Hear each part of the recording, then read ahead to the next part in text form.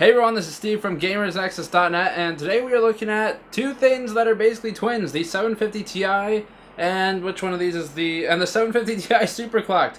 Now, if you notice, I had to actually look at the card to figure out which was which because these look identical. They are identical. They both have the same processor. They have the GM107 underneath the hood, and the only thing different is that EVGA has SuperClocked this one. They have SuperClocked one of them prior to you receiving it. All that means is that they've pre-overclocked it.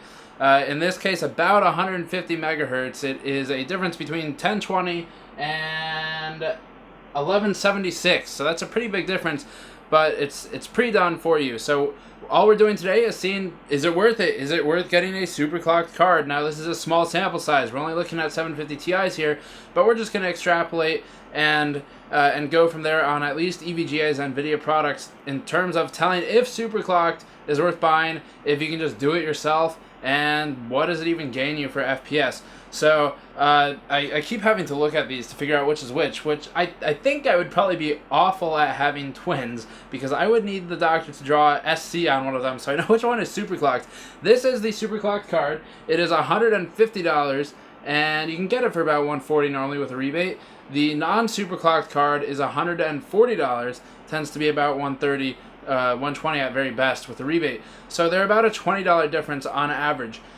And that's all we're looking at is $20 worth it. So let's just dive right into it. I already benchmarked these, and the results here, I tested with Battlefield 4 on high and ultra settings as always, Grid, Auto Sport on high and max settings, Metro Last Light on high with normal tessellation, and Shogun Total War, Shogun 2 on the 1080p benchmark that is built into the game. So that's what we have here. I did not test with Watch Dogs because I feel like it's not really realistically representative because the game is so poorly optimized.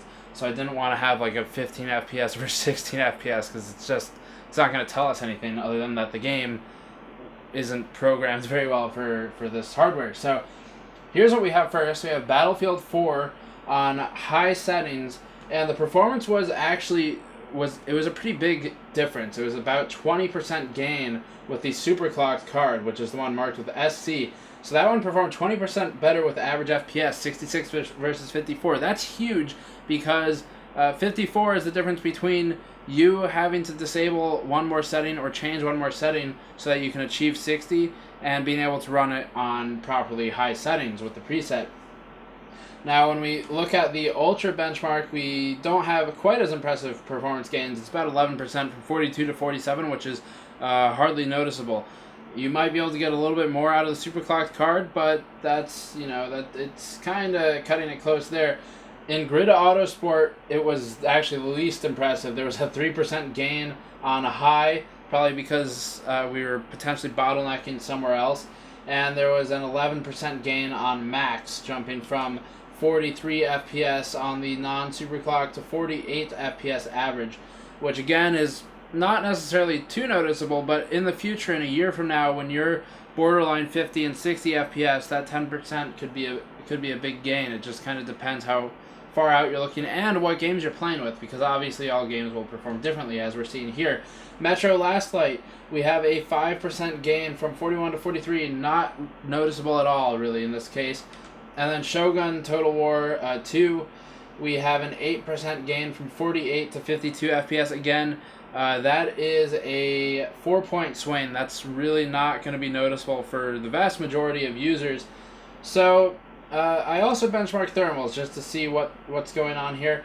And surprisingly, the SuperClocked card performs marginally better in all instances. Potentially the fan has been tweaked in some way. I am not sure if EVGA has done any fan tweaking, or it should also be noted that not all silicon, not all semiconductors are created equal, so it's possible that one of these chips binned out hotter than the other one. So do keep that in mind. With a small sample size, it's pretty hard to just directly compare them like this. For all intents and purposes, they're effectively identical. They're about 2 degrees Celsius different, and that 2 degrees is hotter on the non-SuperClocked card, which tells me that one of the chips probably binned out hotter than the other one, because I don't see any reason that should happen otherwise. So, is it worth it? Well, at very best, you're getting 20% on Battlefield with high settings. That's actually pretty big. That is probably worth it. If you look at it in terms of dollars per FPS, you're paying about $1.50-ish per frame gained in that instance, going from 55 to 66 or whatever it was. Actually, it was closer to $2, but that sort of puts it in perspective.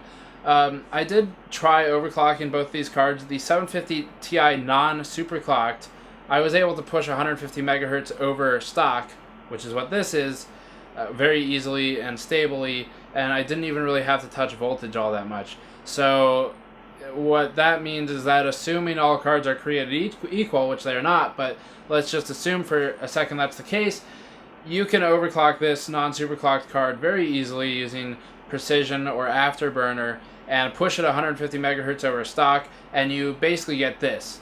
And it's $20 cheaper, and you did it yourself. So whether EVGA bins out these chips differently, I don't know if they're putting a better one in the superclocked card than in the stock card. We don't have that information from them. They were not able to supply it in time for this video.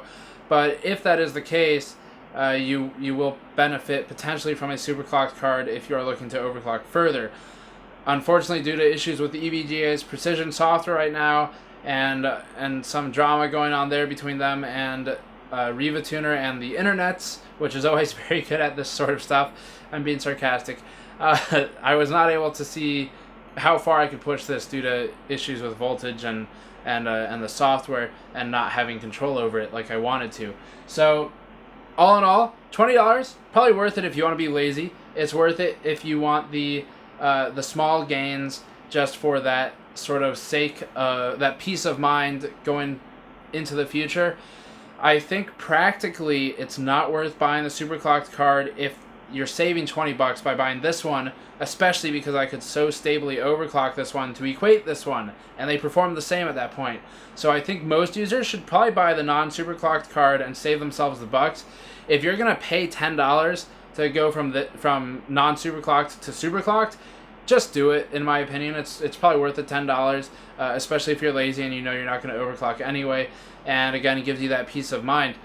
If you're paying more than that, don't bother, unless you are sort of the type of user who doesn't tweak anything but wants to buy more performance. So that's all I really have to say about that. Read the article in the description below for more information, for more thoughts on this, and I will see you all next time. Peace.